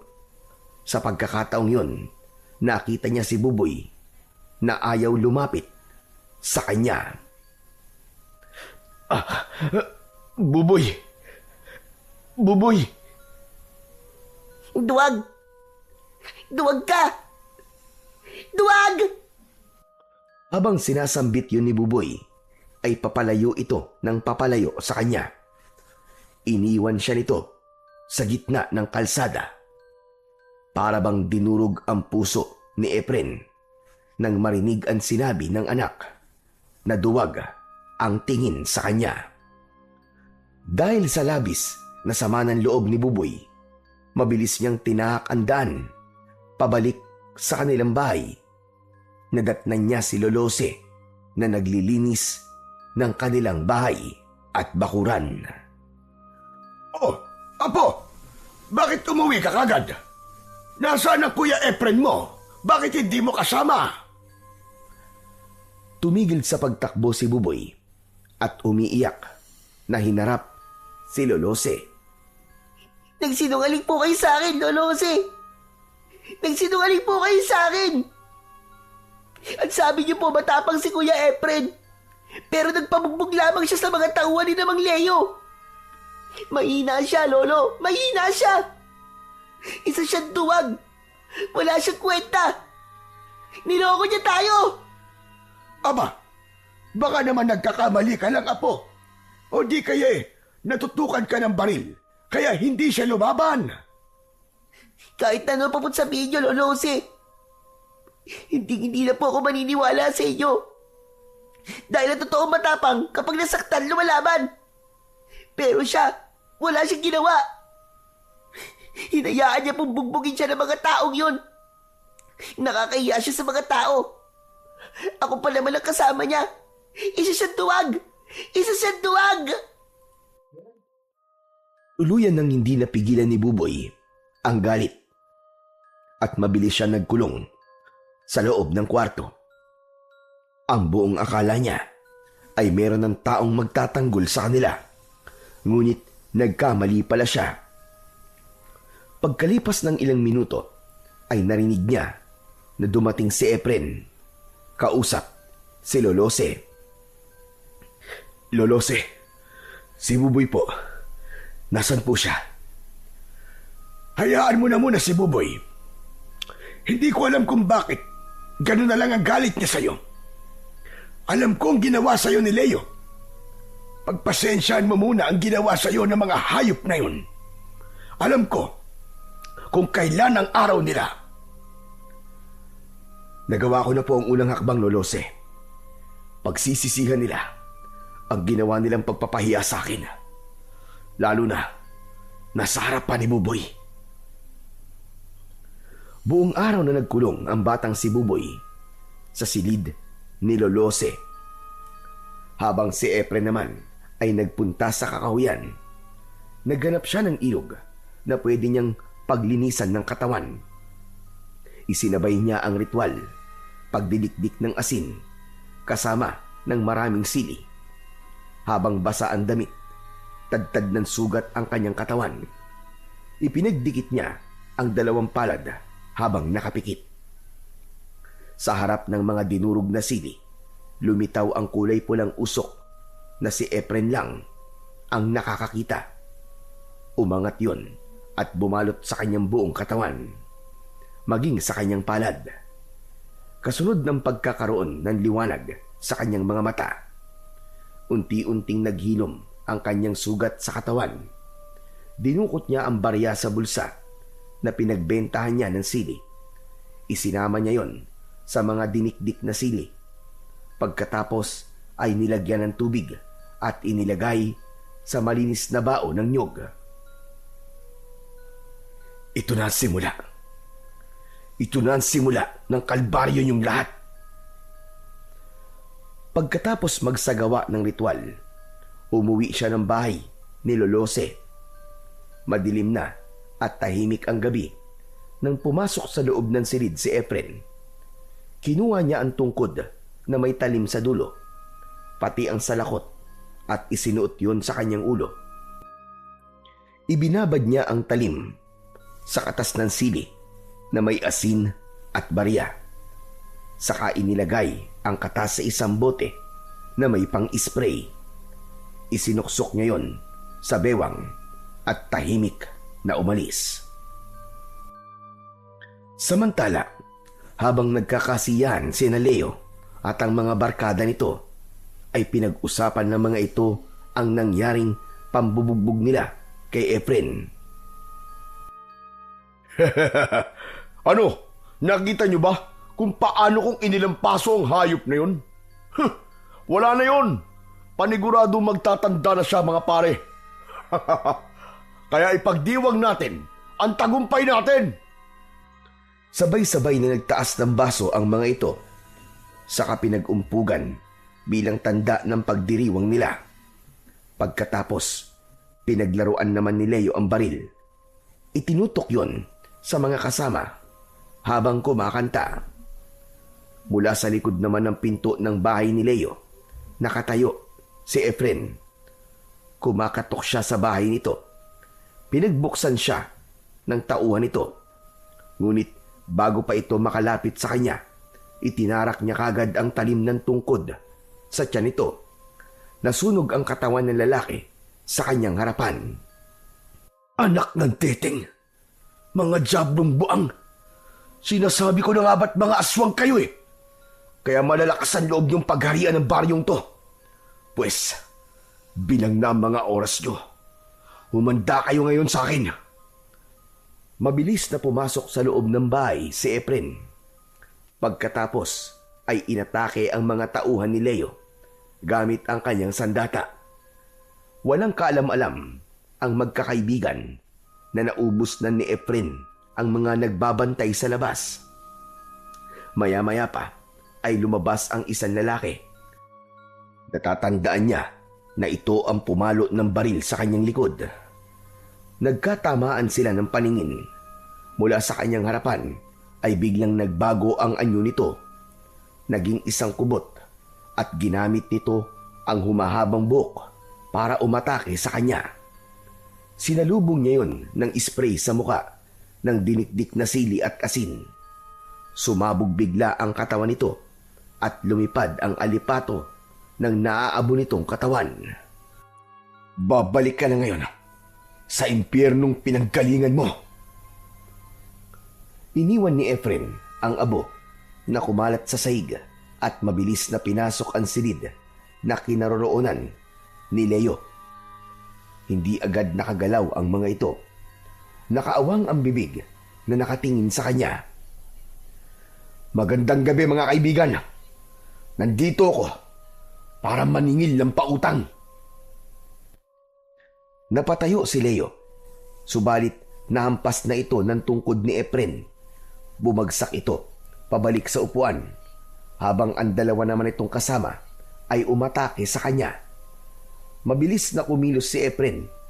Sinalubong niya ito ng isang malakas na sipa at nang bumagsak ang mga ito sa sahig, ipinainom niya sa mga ito ang dinikdik na sili at asin. Nagkikiksay ang katawan ng mga ito habang bumubula ang bibig. Pagkalipas ng ilang segundo, sumabog ang katawan ng mga ito at nasunog. Anong pinainom mo sa kanila? Sabihin mo! Anong pinainom mo sa kanila? Gusto mo talagang malaman? Sige, sasabihin ko. Lason ang pinainom ko sa kanila. Lason mula sa dinikdik na sili at asin. Pagkasabi nun ni Efren, sinakal niya sa leeg si Leo, pero nagbago rin ang anyo nito. Humaba ang buhok, nagkulay pula ang mga mata, humaba rin ang pangil sa bibig at kuko nito sa mga daliri. Hindi siya maaaring magkamali. Si Leo ang aswang na binuhusan niya ng langis nang makita niya ito sa daan. Mabilis silang naglaban. Tumalsik si Efren at pasadsad na bumagsak sa sahig. Pero agad din siya nakabawi. Sumugod siya at inatake niya ng saksak ang dibdib nito. Kasabay ng pagbagsak nito sa sahig, sinakyan niya ito sa tiyan at itinaktak niya ang laman ng bote sa bibig nito. Nagkaroon ng kulay pulang usok ang bunganga nito. Nagkikisay ang katawan habang bumubula ang bibig. Tinubuan ito ng bukol sa balat. Pumuputok-putok na parabang kumukulo sa loob hanggang sa tuluyan na itong namatay. Nilapitan niya si Leo. Pinugutan niya ito ng ulo. Binitbit niya ang ulo nito palabas ng bahay, saka inilagay sa maliit na kahon na gawa sa tabla. Tumutulo ang dugo nito mula roon. Yun ang gagamitin niya para malason ang kapwa nito aswang. Dinala niya yon sa bahay ni Lolose para magsagawa ng panibagong ritual. Iniwan niya muna ang pugot na ulo sa ilalim ng hagdanan dahil balak niya munang makita ang anak bago siya muling umalis. Susugod na sana siya sa bahay ni Mayor Aragon.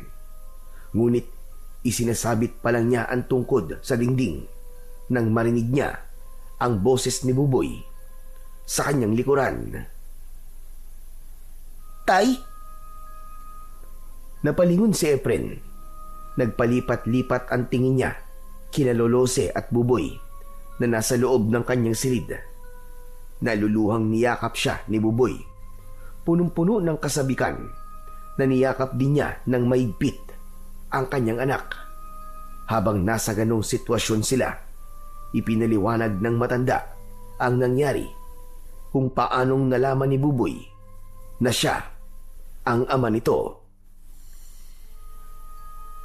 Nang mawala sa paningin ko ang tungkod na may talim sa dulo, patinaan sa lakot mo, tuluyan ang gumaan ang kalooban ko. At sa labis na kaligayahan ko, hindi ko natiis na hindi ipagtapat kay Buboy na ikaw ang tunay niyang ama. Ipinagtapat ko na rin sa kanya ang nangyari sa kanyang ina. Tay, patawarin niyo po sana ako ha. Patawad po. Kung nagalit po ako sa inyo. Hindi anak, wala kang kasalanan. Ako ang nagkulang sa'yo. Kaya ako ang dapat na humingi ng tawad sa'yo, anak.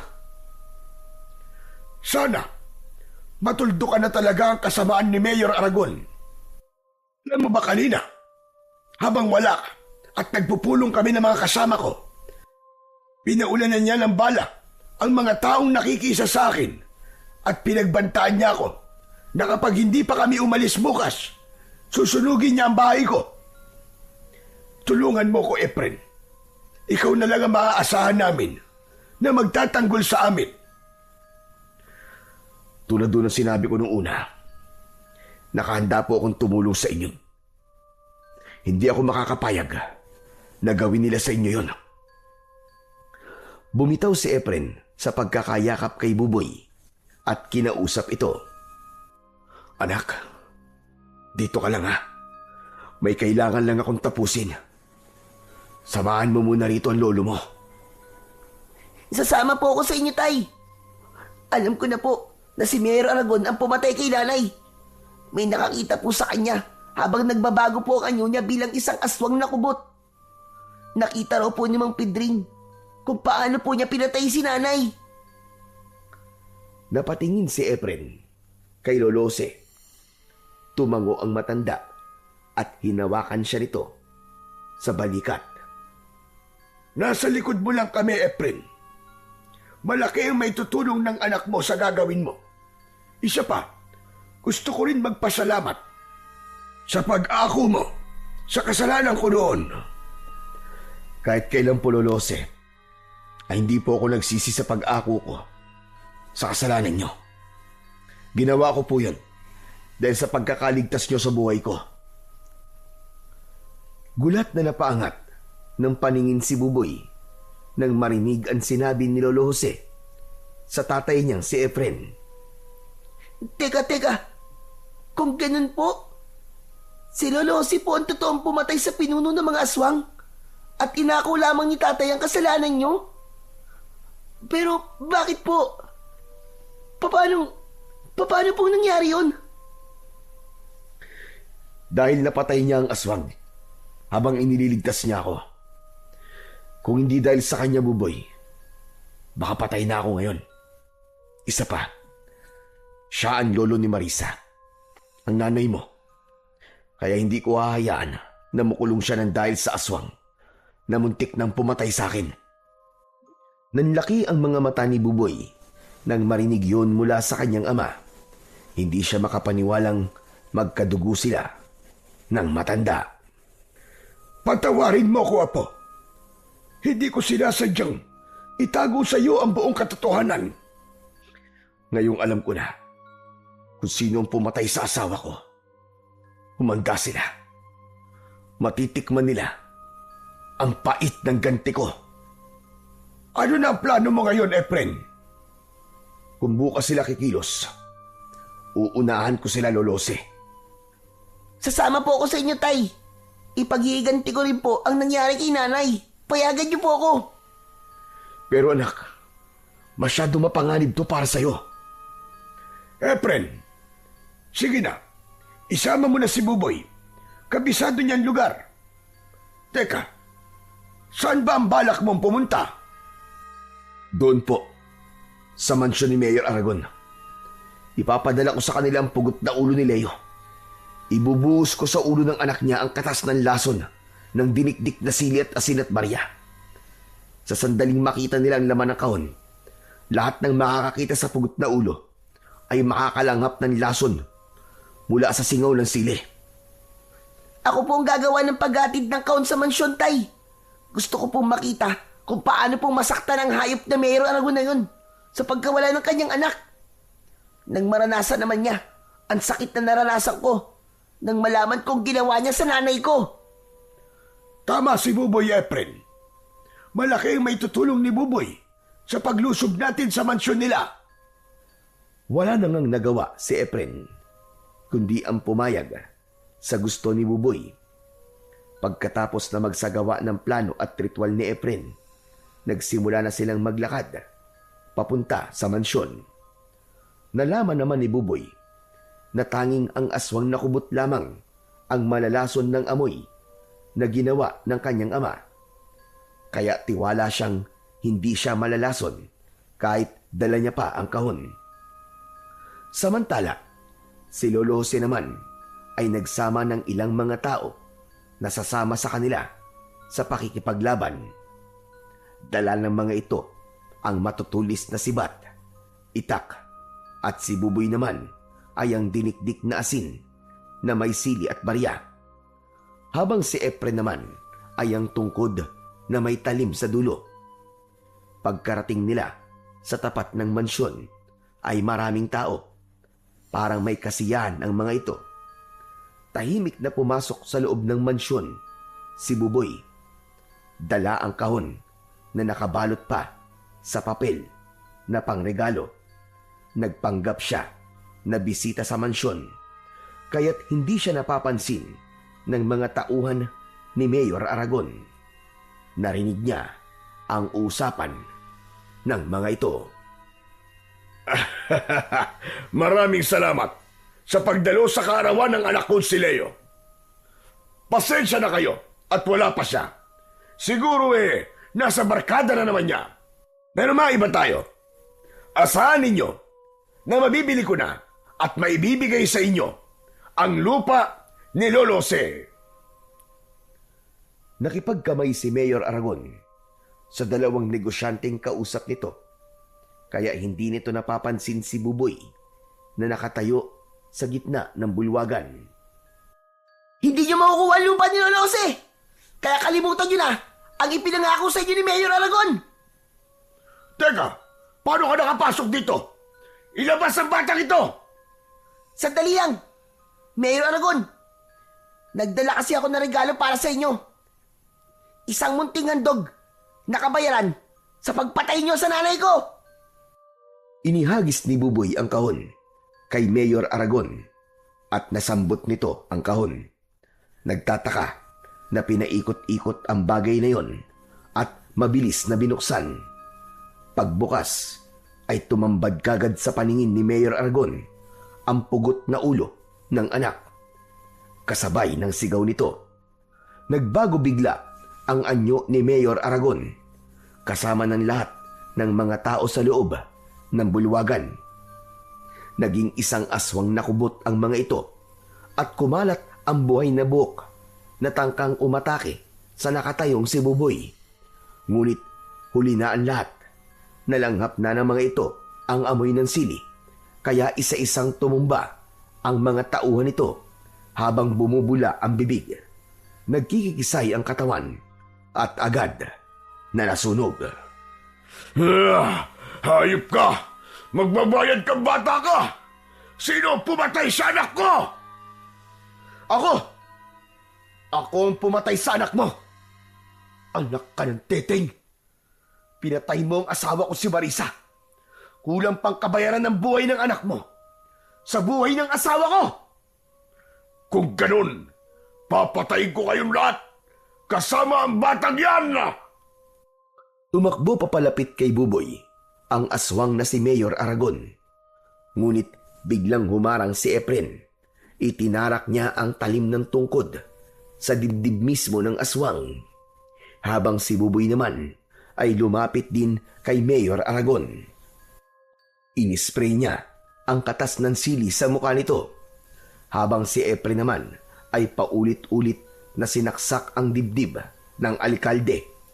Sumugod na rin ang taong bayan at pinagtulungan ng mga ito na saksakin ang nagkikikisay na katawan ng mga natitirang tauhan ni Mayor Pinagmasdan ng mag-ama kung paanong unti-unting nalalason ang katawan ng mga ito. Tumubo ang malalaking bukol sa katawan ng aswang na kubot at nanlalaki ang mga mata habang pilit na tumatayo para lumaban sa kanila. Subalit bumula ang bibig nito hanggang sa tuluyang masunog ang katawan ni Mayor Aragon. Naluluwang napatingin si Buboy sa muka ng kanyang ama na si Mang Efren. Tay, gumana po ang lason na ginawa nyo. Hindi ko po alam na mahusay po pala kayong gumawa ng lason. Matututunan mo rin ang lahat ng yan, anak. Balang araw ay dalawa na tayong haharap sa mga aswang na kagaya ni Mayor Aragon. Tuluyan ng nakalaya ang baryo ng Garoma sa ganid na pamamahala ng isang kurap na kawani ng gobyerno. Sana ay wala nang kagaya niya ang muling maghari sa lugar na ito. Tara na mga kasama! Makakahinga na tayo ng maluwag! Wala na si Mayor Aragon! At dahil sa kasama natin na si Efren, nagawa natin magtagumpay! At siyempre, kasama ang kanyang anak na si Buboy. Mabuhay ang mag-ama! Mabuhay ang mag-amang manunugis! Sabay-sabay na umalingaw-ngaw ang malakas na boses ng mga tao kasama ang mag-ama na sina Nene at Mang Pidring. Sama-sama silang lumabas ng mansyon at naiwan ang naaabong katawan ng mga aswang na kubot. Magmula ng gabing yon ay tuluyang bumalik ang katahimikan sa baryo. Naibalik din ang lupang kinamkam ni Mayor Aragon sa mga tao. Pagkalipas ng 2 linggo ay magkasama na ang mag-ama sa pagtitinda ng sili sa mga tao. Magmula kasi na masaksihan ng mga tao ang bisa ng sili sa mga aswang ay kinahiligan na ng mga ito na gumamit ng sili sa lahat ng lulutuin. Dumami ang suki ng mag-ama at dahil sa malaking halaga na naiipon ni Buboy sa paglalako ng sili, ipinagpatuloy niya ang kanyang pag-aaral. Si Efren naman ay nanatili bilang isang salamangkero na biyasa sa paggawa ng lason sa pamamagitan ng orasyon at ritual. Natutunan ni Buboy na ang pagiging masama sa kapwa ay palaging may katapat na kabutihan na tatalo sa kanilang kasamaan. Walang permanente sa mundo. Lahat ay mawawala at ang labis na paghahangad sa yaman kailanman ay hindi rin magtatagal. Dahil ang yaman na naipon mo sa lupa ay hindi mo madadala hanggang sa hukay. Pero ang kabutihan na iyong nagawa ay mananatili sa alaala ng lahat magpakailan paman.